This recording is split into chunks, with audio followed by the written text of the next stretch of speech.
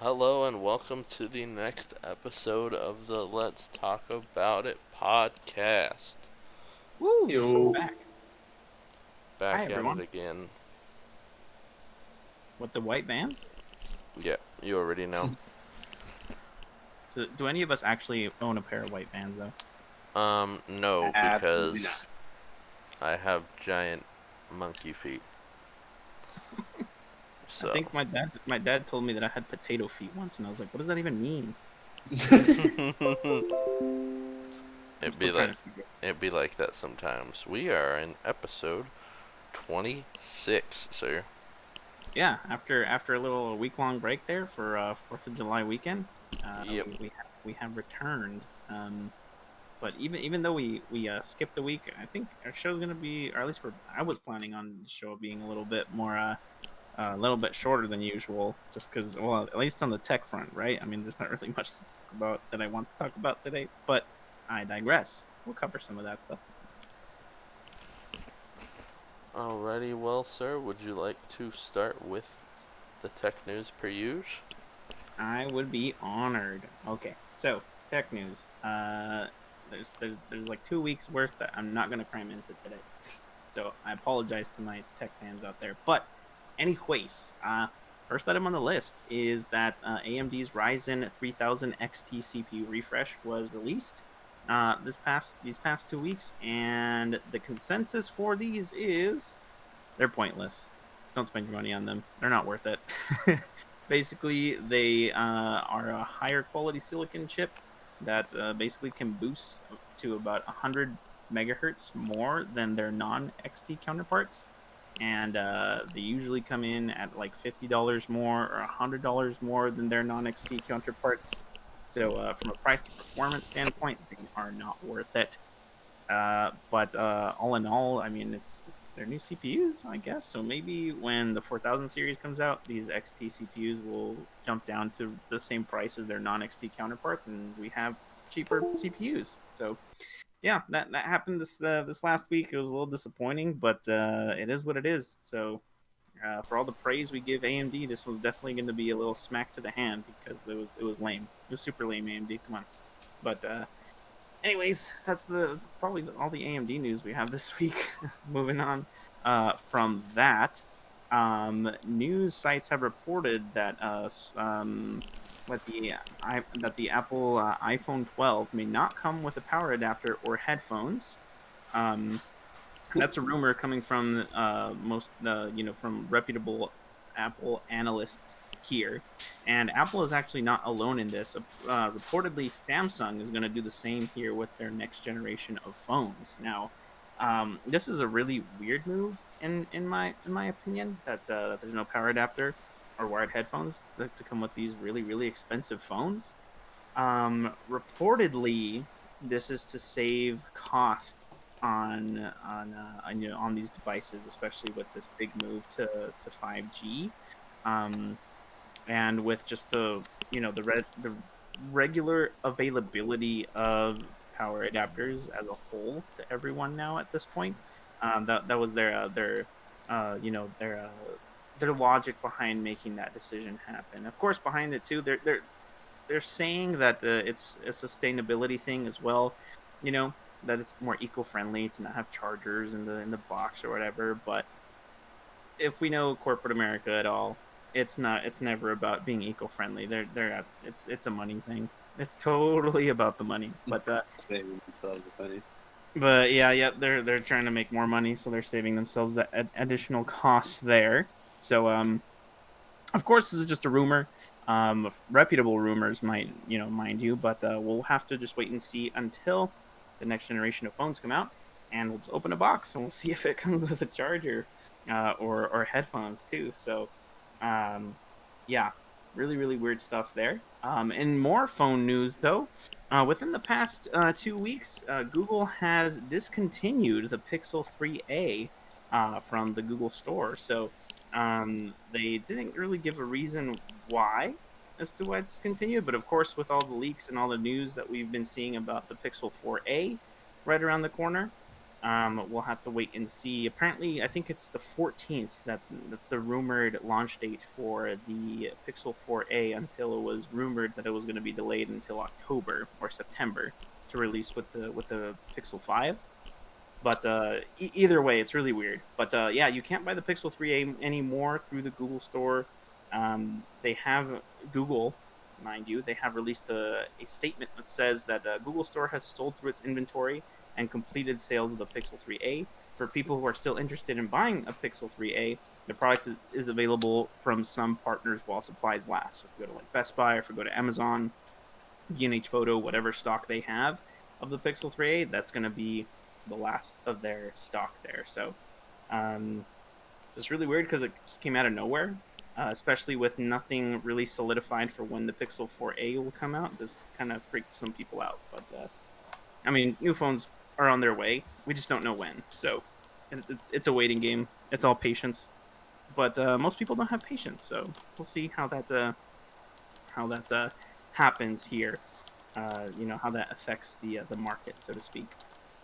But other than that, in the tech news, I believe, well, this is kind of tech news, but not really. But apparently, Nintendo Switch sales have doubled in 2020 compared to years past, and console sales as a whole have increased as well. So that comes from a report from Video Games Chronicle in the UK. And so we have a COVID-19 to really thank, to accredit that to, apparently. So is it really a surprise? No. But was it something that we were expecting? No. At least to me, lots of people are doing uh, really different things to deal with the quarantine. I mean, that's why it's so hard to get your hands on an electric guitar right now. Yeah, when you order When it online. I have a friend when who do you, ordered a guitar like 3 months ago, and it got delayed here like within the last week. And so who knows when he's going to be seeing that guitar? when do you think we'll see the study on how much porn viewing uptick there's been since it started? Ooh, I honestly think that the hub is going to upload that stuff when like I honestly think that's what they're going to do, because I mean they do like a yearly analytics thing at the end of every Yeah. year. So I mean, why not do a COVID-19 thing for sure? I expect that of them as a professional company. I expect them to Tri- release something. triple the traffic they usually have. Our servers, we had to upgrade them like 4 times, doubled every time. Yeah, that's wild. That's wild. But yeah, so just one last little story here on the tech news. I know I just kind of blitzed through them, but like I said, I mean, there's not really much that I want to cover from this past 2 weeks. But this last story is actually a story from Ars Technica, where a new exploit for the PlayStation 2 has been discovered. Ooh, I Um, heard about that.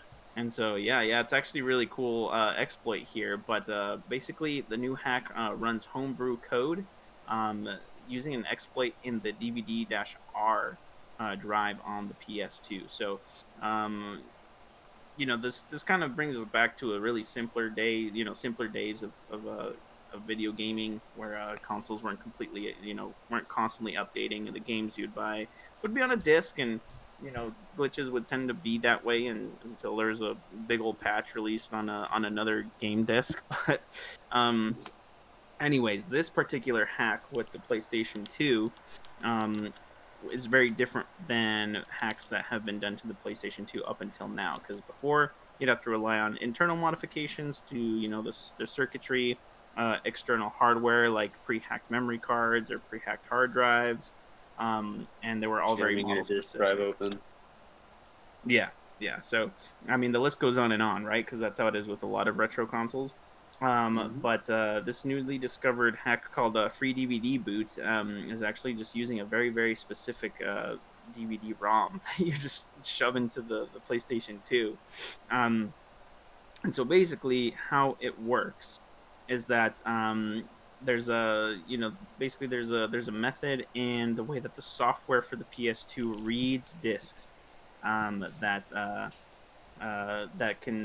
contain errors, of course, or exploits that this particular DVD that you insert into the PS2 takes advantage of. So, what happens is that it basically forces that error to occur when the PS2 is reading this particular disk, and while that error occurs, that opens a slight window in the PS2 operating system where it allows exactly 1.5 megabytes of a malicious code to be read, and so from that malicious code, that triggers another string of errors in the PS2, um, and then that forces the PS2 into an area of memory with attacker written code, so code that's not meant to be used on the regular console. And so it's like a domino effect here with forcing errors on the PS2. Um, but yeah, so for basically forcing the string of errors on the PS2 will let you run your own code. That can be written to a DVD disc that you boot on your PS2, and of course that can lead to you playing like copyrighted protected PS2 games, or completely homebrew software. Whatever it is that you may be coding for it. But either way, it's really interesting that something like this is that people are still experimenting with the PS2. Uh, so many years later. Does anyone know when the PS2 was launched off the top of their heads? Off the top of my head, I no. think. Oh, one Oh, wasn't it? yeah, I think 01. Yeah, so almost 2 decades later. Yeah, March 4th, 2000 is when the PS2 was launched in North America. Well, I March thought that 4th would have been was too in far back, Japan. if anything. Jesus. Yeah, yeah, and then October 2000 was when it was released in North America. So, I mean, almost like 20, well, more than 20 years later, actually, we're still finding exploits for the darn thing. Just is a testament to how popular it is for sure. So, props to those guys because they're expanding the life cycle of these rare electronics that we still can find enjoyment out of. I mean, that's why we still see modded Xboxes for sale, like on Facebook Marketplace and on Craigslist still. And As a proof of concept, I want a PS2 running Wine and Wine running. That would be wine running PS2 games. no Wine running League. League Oh, of League. Legends. Why Get is your home, game? turn Why on are the you lagging PS2 so and play League much? of Legends. Sorry, guys, I had to reboot my PS2. What? I'd love to see that. I'd love to put that in all chat. But yeah, that's the last tech story that I'm gonna share here today. So I will pass the torch on to you fellas for the next string of stories. Alright, sounds good. Do you want to take it, Jason, or you want me to go ahead and take charge? You go ahead and open. Alrighty, sir. Well, first up, just a small little tidbit that I'm going to throw in because it's not really big enough for its own story. But Halo 3 on PC is going to be coming to the Master Chief Collection on the 14th. That's right, only in 2 days. Wow. Until we see the Halo game that arguably had the best online multiplayer. Let's be honest. I Next, wouldn't know. dude, you gotta start claiming them. They're only $10 a piece after they release. I know. I have to buy a graphics card first. Okay. At least I'm you, back on that desktop. I was like, at least you got the memory though now. If you ever hooked it up. Yep, yep. Well, I have my external drive hooked up. It's a USB drive, so it's by USB. So we'll see how that works with games. Word. All right. Well, next up, I don't think you've played Super Hot before, Pedro, but I know Jason has. It's a Yes, pretty sir. popular indie game that ended up blowing up, where basically in this game you play a game called Super Hot, and in it the enemies move when you do, and time itself moves when you do. So like if someone shoots at you and you stand still, like it'll almost come to a complete stop, it still moves super slow. Well, the creators of that are releasing um, an expansion called Super Hot Mind Control Delete, and as long as you've purchased the original game, they're gonna go ahead and give the expansion for free. Um, Now I was super excited about this because I was like, I haven't bought it, but I did get it for free, and it says that if you've claimed it for free in the past, that you'll just get a huge discount on the expansion. They should just make it for free if you have the game. I know, dude. That's what I was.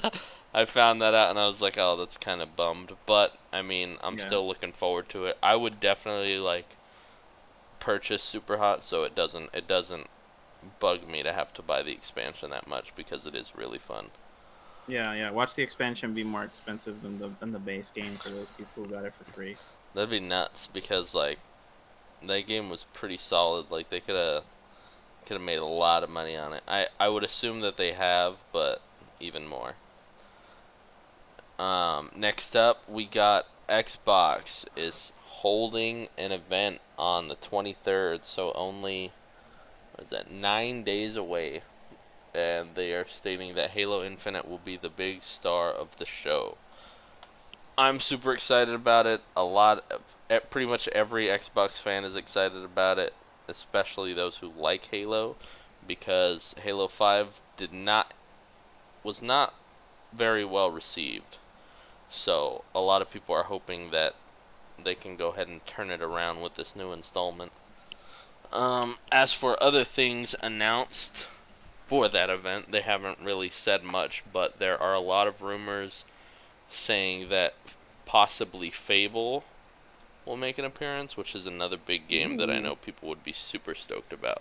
Yeah, a lot of people would like that franchise revisited for sure. And the reason people think that is because Microsoft recently created a Fable placeholder Twitter account, and then also recently extended the Fable trademark to cover like multiple things such as USB chargers, portable speakers, headphones, and more. I want a banjo game, the old one. I'm looking forward to this event. However, they need to massively improve from what they tried to do last event, because last event was a failure, let's be honest. Now, remind me here again. From my understanding, this event is going to be first party exclusives only announced. I do believe so, yes. So I remember hearing about that, and I remember hearing that it was going to be first party stuff. But Yes, it says the company is planning on showing games made by its Xbox game studios, so yes. Did okay, I so hear? I thought I heard something recently about a possible Perfect Dark reboot too. Yeah, that was the other rumor I was trying to remember. It wasn't in this article, that's why I totally spaced it. But yes, hopefully we'll be getting a Perfect Dark, and hopefully not like the last one we got. now this may be wishful thinking for me, but I hold out for it every single time. Big news from Microsoft is going to happen. Please let there be a Conker's Bad Fur Day proper remake. Please, Live and Reloaded doesn't count.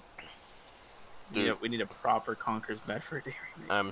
I'm so down for that. Dude, so many people would be down for that. It'd be amazing. And with Spyro Reignited happening and being successful, and Crash, being successful in their reboots, it's easy, in my opinion, like easy money. What I'm hoping for, because a couple weeks ago I know we talked about WB games being up for sale per AT&T's wishes, and Xbox has shown interest. What I'm hoping, I hope that Xbox does purchase them, and at the end of their show they can just drop that mic and be like, also now all these are going to be first party, and just boom boom boom boom boom. Mortal Kombat, Injustice. Like, that'd be fat. And that's That'd be the biggest mic drop. If they were to do that, like Sony would be shaking in their boots. I guarantee it. for sure. They wouldn't know what to do. I'm curious to see if this event is finally going to get us the first release date for these consoles, because we still have no idea when they're coming out. True.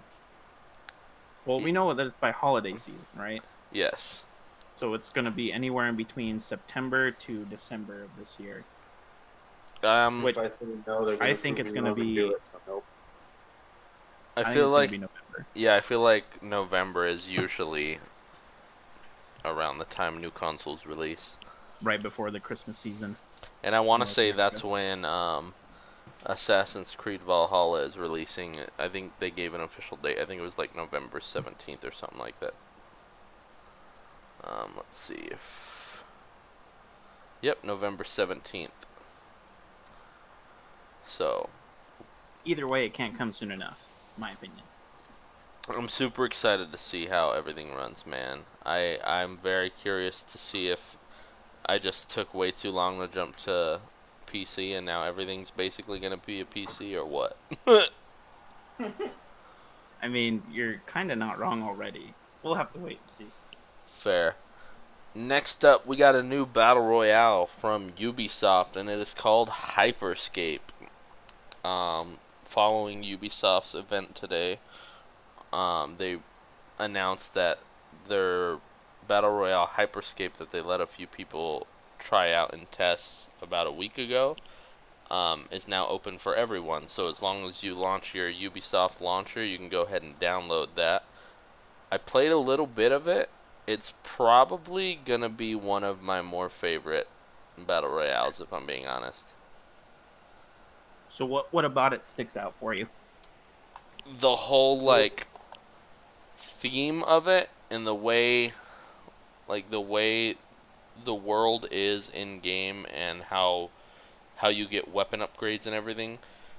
Yeah. Basically, in this battle royale, it basically takes place kind of like in a Ready Player One type world. At least that's the way they make it look from the cutscene, to where like the world is like all dark and just way overcrowded. And they made this online hub, and one of the most popular games in this hub is um, this like Crown Royale Hyperscape, which is basically almost like you're playing a game in a game.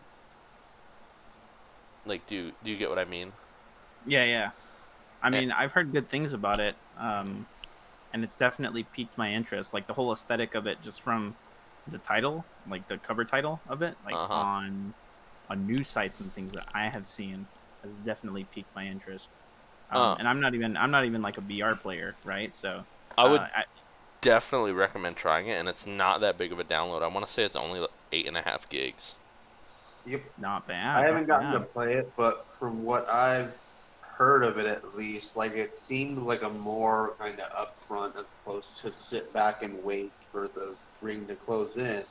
And it's not really something that's supposed to be taken super serious or competitive. It's something just about anybody can get in and have fun. If you typically enjoy battle royales. So And what you're this saying is that people who are bad at battle royales can have fun in there. So that appeals Right. to me. for sure. And they throw in a bunch of like they throw in the fact that there's certain power-ups you can get. Of course, like their Twitch integration where viewers can affect the game, and it affects it for everybody in your world, and the game will announce it. It'll be like a viewer has chosen to do this, and it'll affect everyone. So like I've already experienced like one where it was like a short 15 to 20 seconds of everybody in the game having infinite ammo, or where it will reveal everybody's location to everybody at the same time. Um, but in this game, there's also like, so in all the battle royales, when you pick up items, instead of items, they have just weapons and then abilities, and the abilities range from healing, teleport, invisibility, like armor, and they all have their own cooldowns. And if you find more of that, so let's say you pick up a health and then you find another health and you pick it up, it makes that ability stronger in some way, to where either it heals faster or it comes off cooldown faster. So it's really neat how every ability works, basically. Yeah. And you can only hold a max of two. So you kind of got to find what works for you. You can have one on your Q and one on your E. But there's a whole there's a whole bunch of cool little abilities in there. The same thing kind of works with the weapons, where if you pick up a weapon and then you find that same one, you pick it up again and it will upgrade your weapon. Either it'll have more damage, reload faster, bigger clip size. So it's really neat and it's really easy. The environments themselves look really cool and like futuristic, but also arcadey in a way. Yeah. And even though the map is huge, it doesn't feel like it's overwhelming. I would definitely recommend giving that a shot. Following more into the Ubisoft event, we got the official announcement after all the leaks of Far Cry 6, as well as a cinematic cutscene featuring Giancarlo Esposito, which most people know as, Gus from Breaking Bad, or he was in The Mandalorian as well, holding the Darksaber. Yeah, recently. Ooh, he's on a roll, dude. Yeah, dude. He is a killer villain. I'm not gonna lie, I've never played a Far Cry game because I feel fatigued from a game that I've never played, because I was telling Jason earlier, I feel like one comes out every 6 months. Yeah, definitely was the case there, at least for a little bit. With not so much with 4, but ever since Far Cry 3, because you had Far Cry 3, and then from there you had Far Cry 3 Blood Dragon, and then you had Far Cry 4, and then Primal, and then 5, and then New Dawn. And then New Dawn, yeah, which played off of Far Cry 5. So I think there was something after 4, but that wasn't Primal, but I could be wrong. I didn't follow 4. Yeah. It was those ones they were able to release like that every 6 months because it wasn't an expansion, it was its own like standalone story, but they reused the original maps. Yeah, they reused assets. So it's I mean, from what I remember, I'm pretty sure they actually released 2 like at a decent price. Like it was between $30 or $40. It wasn't full game releases. But I mean, especially with you told me Far Cry 3 was your start for it. Like Far Cry 3 kind of has a slow kind of takes a while to actually get into and get invested in. But I mean, like Far Cry 5 was just from the get go. Like, it hadn't. I recommend that.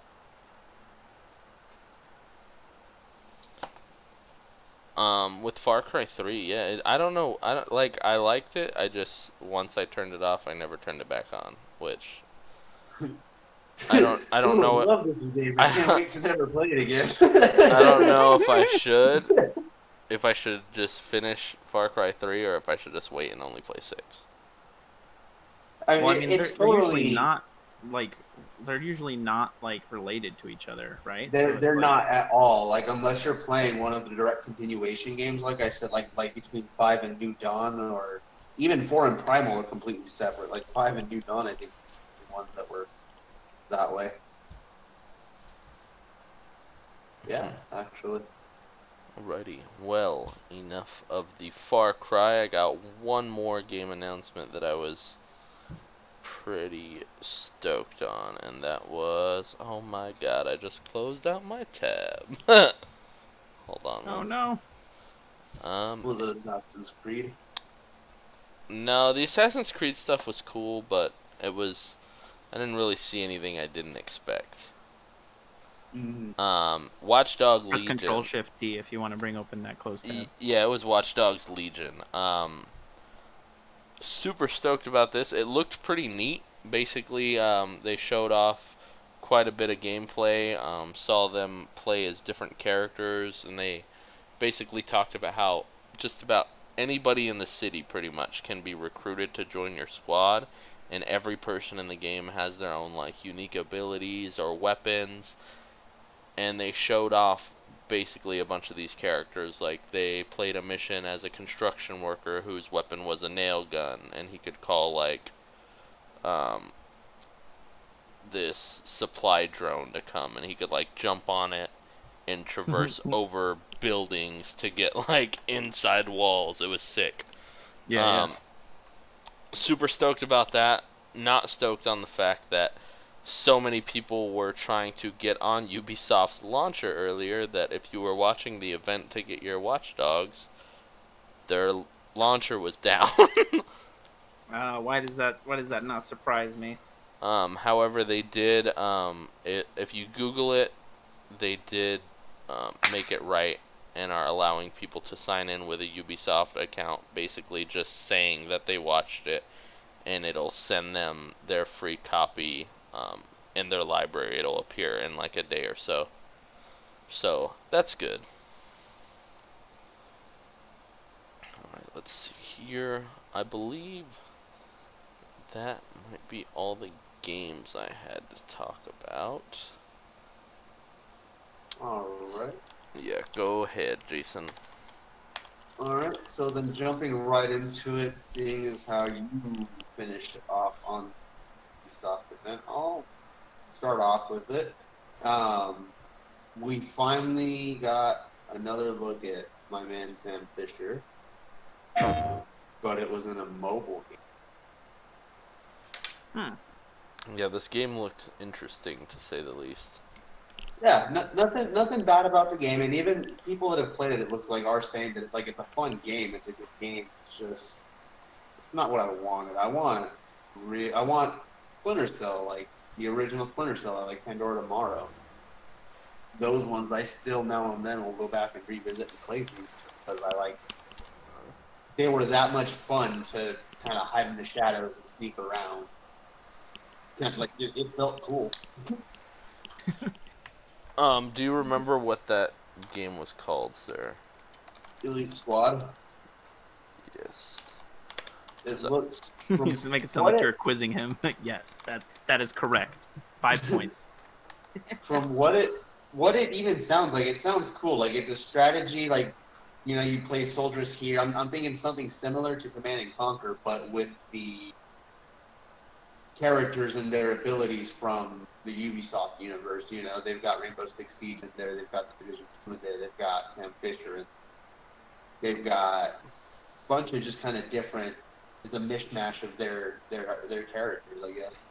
Pedro, I'm sending you a link so you can look at it. The characters and the in-game graphics kind of resemble like Disney Infinity like type stuff. Oh boy, that's a title I hadn't heard in a long time. You sent it through Facebook? Through the Discord, sir. Gotcha. Let's see here. I will pop it up. Oh yeah, you're right. That's a little offsetting, to be honest. Yeah, but I mean, again, people are saying that it is a fun game, and even like it for being freemium, that it's one of the least stingy they've played. I'm gonna be honest. Based off of what I'm looking at on the website, sir, I think I know exactly what this game's gonna play like. What?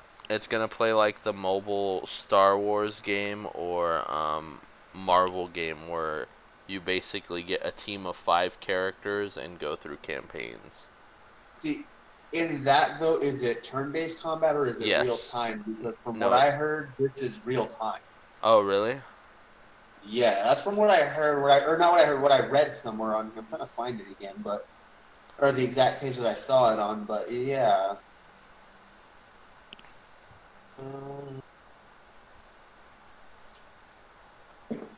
But either way, like I said, it was still disappointing to see that's where I'm getting. Hey man, Sam Fisher from. they did announce that we're gonna be getting a new another Ubisoft event soon. If there is no Sam Fisher game, no Splinter Cell, I'm gonna be very upset because they've been throwing little hints everywhere lately. Like I want to say the latest. I'm hoping that this is all a giant cuck, and then in the end they're just like, hey, here's your new Splinter Cell game that releases in 3 fucking days. Because recently, obviously we got Sam Fisher in this trailer. In Rainbow Six, one of the new people that they added is from like the same government division that Sam Fisher works for. So they've just been like, there's too many hints for them not to be working on a game, I feel like. You think we'll get another Just Dance? I'm honestly surprised that they didn't show that here, to be honest. Next time. Next Ubisoft What event. what I'm thinking it's gonna play like though is something like a direct firefight, and you can reposition your characters and have them use their abilities to to help you win it, to help you turn the tide of the fucking fight. The game that I am talking about that I think it's going to look like is called Marvel Strike Force. Why does that not ring a bell at all for me?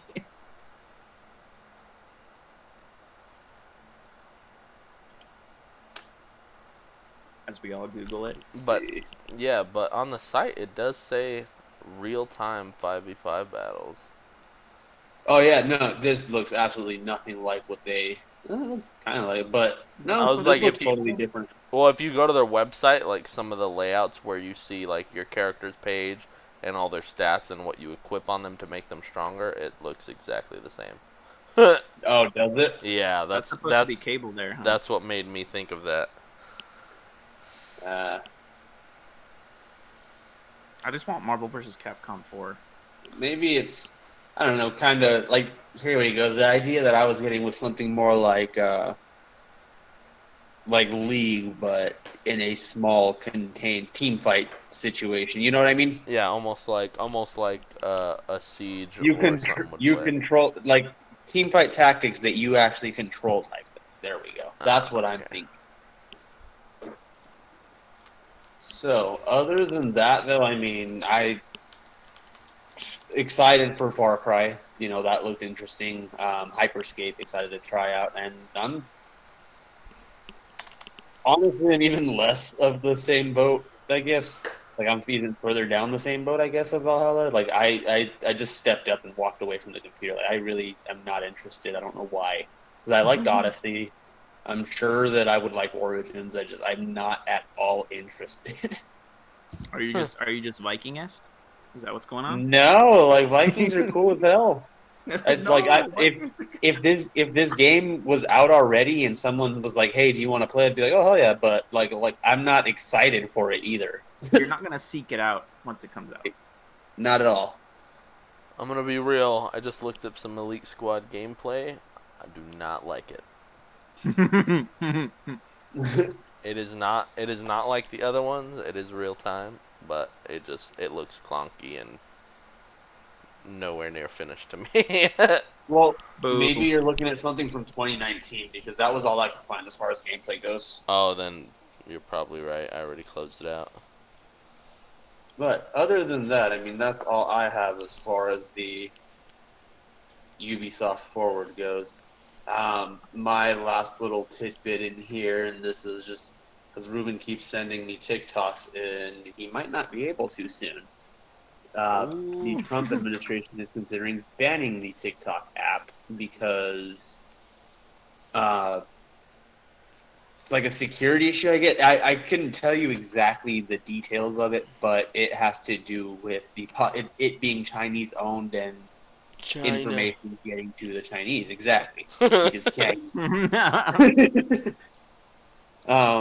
now India has already taken measures to ban a number of Chinese apps. That's dating apps, video game apps. They can't even play PUBG. Oof. In certain places. Like, people are having to put VPNs on their phone and connect through different countries to be able to play PUBG. Hey man, you gotta do what you gotta do.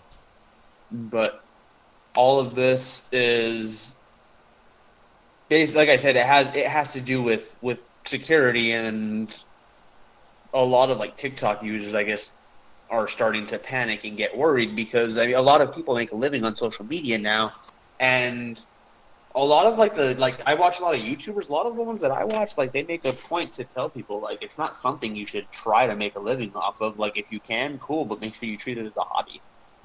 You should still have a job. You should still have steady income because you never know what's going to happen. Like, imagine one day you wake up and like you're able to tell people, well, I had a career up until yesterday because the president banned it. Like Yeah. what? No. So basically, all they can really say is, hopefully he kind of thinks about it more. But I personally do think that with how rash he is, that it's going to end up happening. He's Now, going to end up. Hmm? yeah, from a technical standpoint, right? Because I did some searching on this too, just to see what exactly people are using to back up this suspicion.